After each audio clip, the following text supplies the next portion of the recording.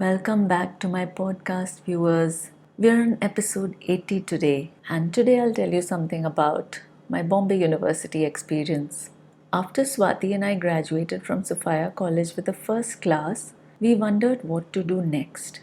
Nirmala Niketan, a prestigious college at Churchgate, had a human development master's program where they accepted only 7 students per session.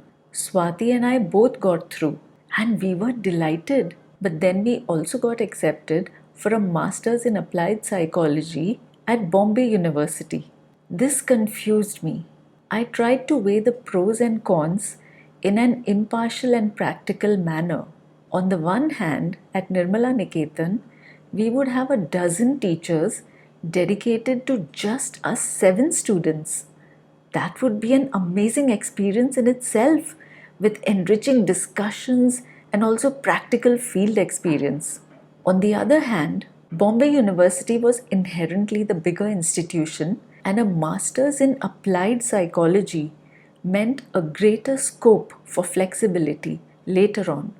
The Nirmala Niketan course had a focus on education and children, so I felt that my career would be limited to school teacher and school principal, something I did not relish at the time. The commute became another factor in the decision. For me, I just needed to hop into a bus right outside the hillside gate and go straight to the Kalina University campus. The bus went all the way into the huge campus and would drop me right outside the psychology building. Besides, Ruby's Pharmacy College was also in Kalina, and we could both get into the same bus and we would have each other for company throughout. What fun! Eventually, Swati and I decided to go to Nirmala Niketan and asked for our admission to be cancelled. I started tearing up when telling the HOD that we would not join, so I guess I was ultra sensitive even then. I cannot count how many times I have regretted that decision. Bombay University was all show and no substance. It was a poorly run course with just about passable teaching methodology. I had been very clear all along that I wanted to get into counseling. However, when it was time to fill the second year form, I got confused between selecting counseling and clinical, the two specializations. I started feeling that clinical had a greater scope. Like you could be a counselor if you had done the clinical specialization, but you couldn't get into clinical if you had done the counseling specialization. So that was the factor that confused me. So Swati and I went to speak to a couple of professionals to help us decide. We walked into a mental hospital and met the patients. Then we went into the doctor's cabin. I expressed to the doctor that my primary worry was that I wouldn't make enough money as a counselor. After listening to both of us, the doctor told me that I should take up the personnel and HR specialization since that would ensure a stable income in the corporate sector. That was not even on the radar for me, nor did I want to do that, like at all. Later, when I was actually filling out the form, Dad was with me. I again mentioned my confusion to Dad. Then Dad said, if I were in your place, I'd choose personnel and HR. I don't know why I felt like now I had no choice but to do what Dad said. I was disappointed and filled in personnel and HR as my specialization option. I actually felt my heart sink in sadness. I am not sure what made me feel like I was compelled to do what I was told. Was it all the times I was beaten into submission as a kid? Was it all the times that I put aside studying a subject I loved because I was good at it and picked up a subject that I did not like because I was bad at it and had to give it more time? Like I would literally put aside my English and Hindi textbooks and pick up my math books to practice math that I was not fond of. Was it my very low confidence in my own ability to make decisions? Because I had been told all my life that I wasn't too bright. Also, it was not just the parents, even the teachers would look at me like, oh God, this kid is not too bright. Was it because I felt almost everyone around me, especially my parents, were smarter and wiser than I was. This was not the first and not the last time that I did something that I did not want to because someone else had asked me to. I just felt obliged to do the thing that I did not want to do if someone else told me I should do it. For years, I was so angry with Dad for suggesting that specialization option, but he had not forced me to choose it. Yet, like the elephant that was tied to a twig, I felt like I had no choice. I felt like I had to obey, I had to tick personnel and HR specialization. This pattern would repeat later with my husband to my detriment. Meanwhile, we had only two boys in the entire psychology batch. The others were all girls. One was a very good looking boy whose name was Rakesh, and the second one was a boy from Goa called Ryan. There were a bunch of South Bombay girls from Xavier College, and here too, the class system seemed very much in place. The Xavier's girls kept to themselves in a group and sneered at the rest of us. Even at this time, I could not understand how people who did not look good had that ultra level of confidence. Like one or two of the Xavier girls had like really bad quality hair, body shapes that were not only unflattering but looked really unhealthy, bad posture, and the hairstyles were also not good. Their dressing seemed so to me. In spite of all that, these girls were so ultra confident and so ultra full of themselves and looked down their noses at us. And I would wonder yet again, what makes these girls behave like this or think like this? Like, if I were in their place with those traits, I would try to sink into the mud or hide behind someone or just be so underconfident. And even with all my qualities, I was so underconfident. How were these girls doing it? It kept confusing me. I just could not put my finger on what it was that made them so full of themselves and me so the opposite. Three of us had joined from Sophia, and the third girl was a Tamilian girl called Sangeeta.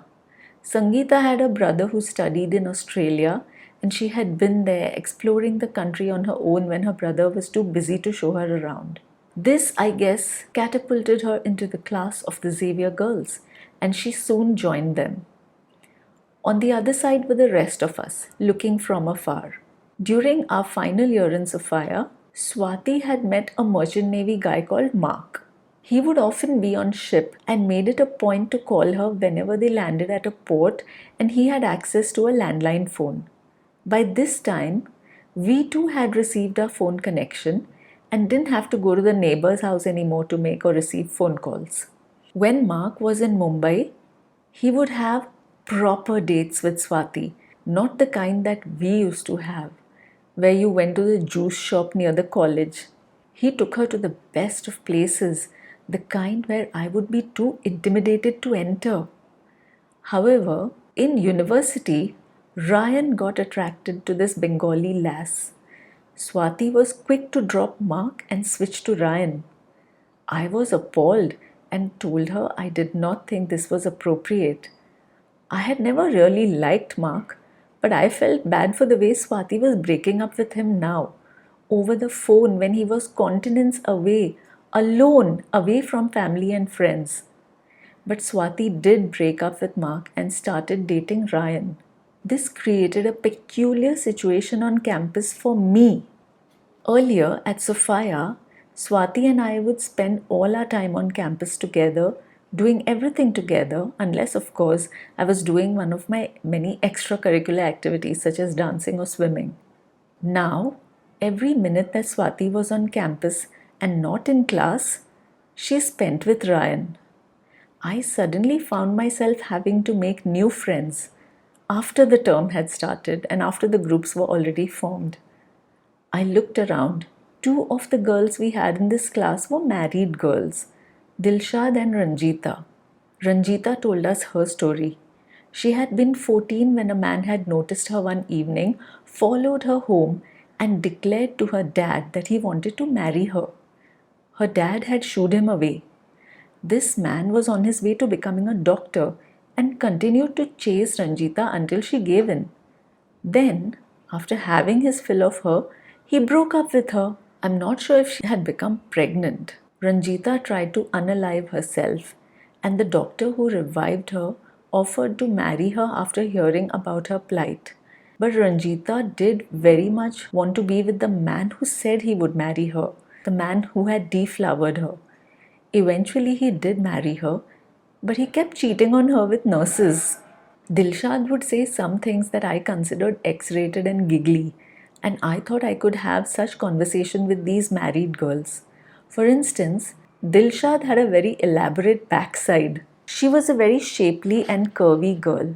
One day she confided in us that she had been very slender when she had gotten married, and she felt that being married, that is, indulging in regular sexual activity with her husband, had changed her to become so voluptuous.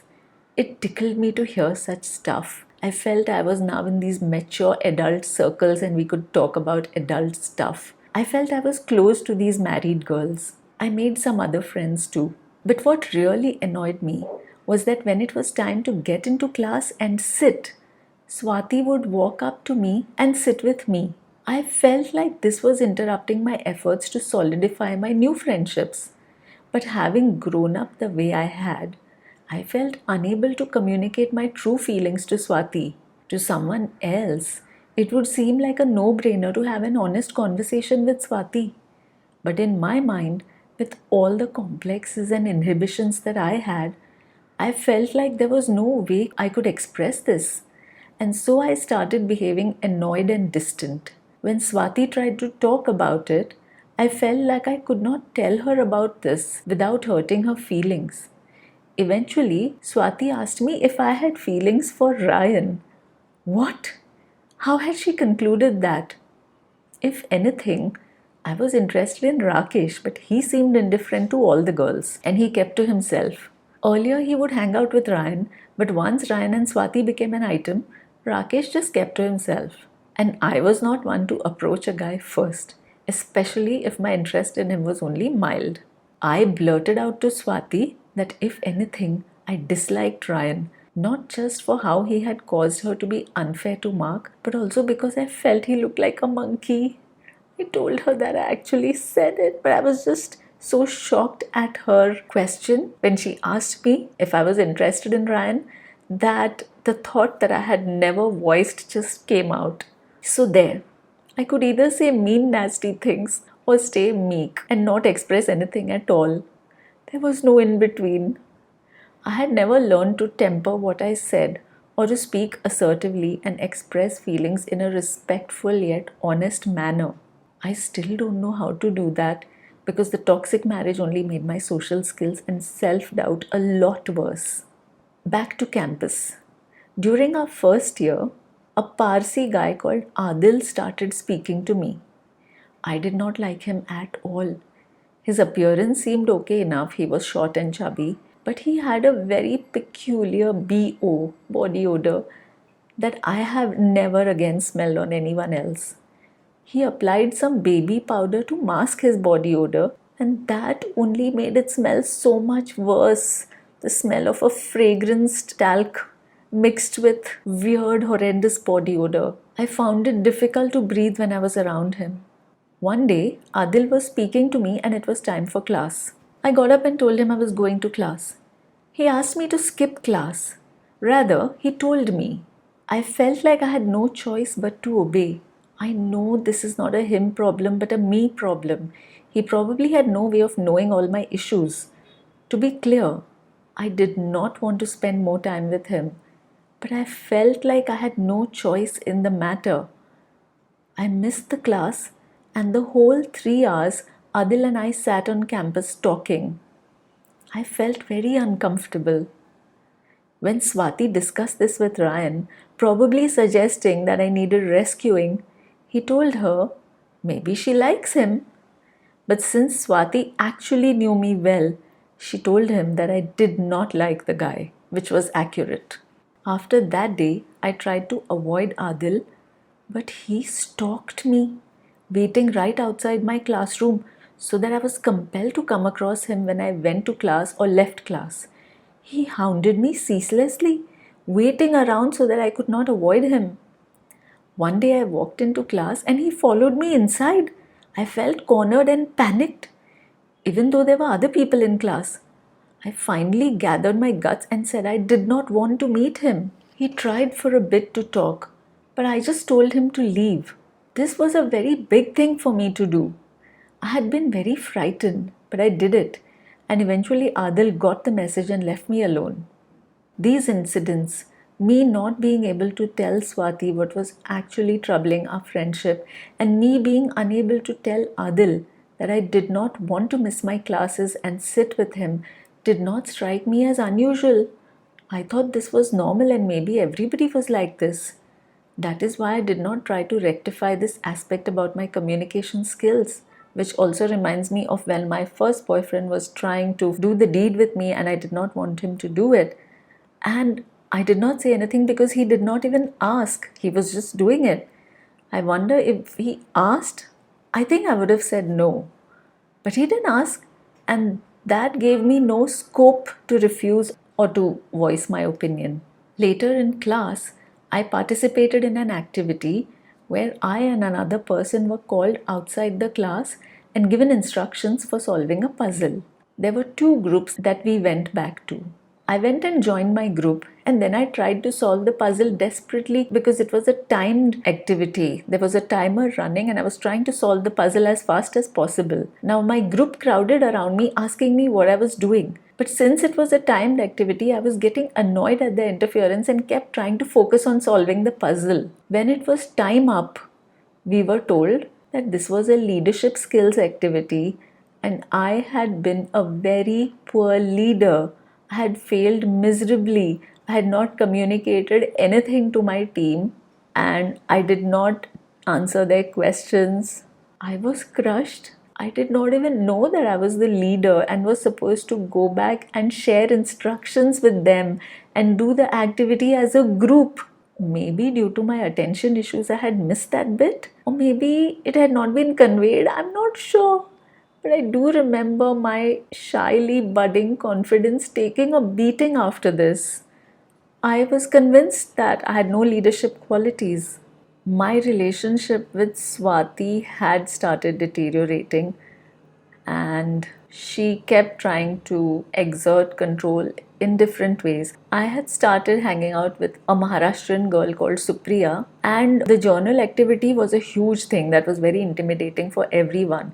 So Supriya and I decided to get a head start. We would come into uni from our respective homes, which were in opposite directions, and Swati had access to a last year's journal, which was the one we would use to copy down into our journals. Supriya and I were so dedicated that we would travel to university, sit down together and start working on our journals.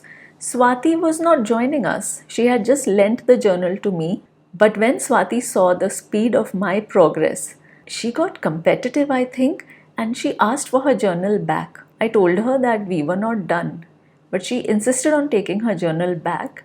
And then I didn't get it back for a really long time. And later, when it was time to submit, the entire class and the teachers said that they thought Supriya and I would submit first because we had started way ahead of everyone else. We had a huge head start. But what they did not know was that Swati made sure that Supriya and I finished last, or at least finished after her. So that was a new aspect of Swati's personality that I was not familiar with before.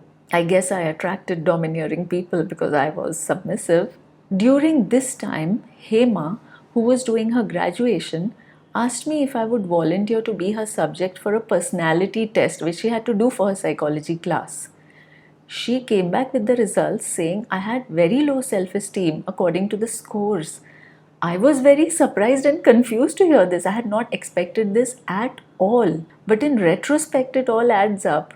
My attempts at being humble and tolerant and just taking bad behavior from people, my interpretation of books like Gandhiji's My Experiments with the Truth, I had misunderstood all of those things, and I thought I should just accept people's bad behavior and let them continue it and not respond with aggression or assertion, which is not actually what was being conveyed to us. We shouldn't really be a doormat, but that is what I had interpreted from everything that I was trying to learn and study and read.